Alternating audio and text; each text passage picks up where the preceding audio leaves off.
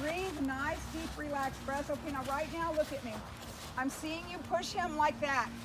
There's never a scoot when you drive. Yeah, when you drive like this, there's not a scoot. Only when you hollow your back is there a scoot. You with me on that? Yeah. Good. So more of a your pelvis is like is always your pelvis is always going to be vertical. It's never going to be like that. Okay, it's going to be like this, and these muscles in your lower back drive when you put your leg on. Yeah. no scoop. No scoot. No scoop. Okay. Well, the scoot means your back's hollow. Okay, no hollow back. It just means engage your seat. Yeah, that's what it means. Okay, so where was I? Oh, so relaxation, sending relaxation to your horse. And you know your horse.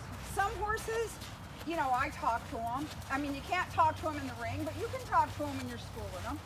And some horses like it when you reach down and scratch their withers with your fingers. Relaxing your body, you know, it's like they pick up all of these little things. You know, if you're, you know, good dressage riders are all perfectionists and overachievers.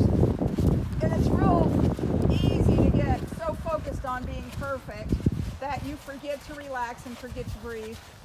And so you kind of have to consciously make sure you are doing that, because if you hold your breath, he's going to hold his. You know, and then both of you are going around with no oxygen. And that's not good. Yeah.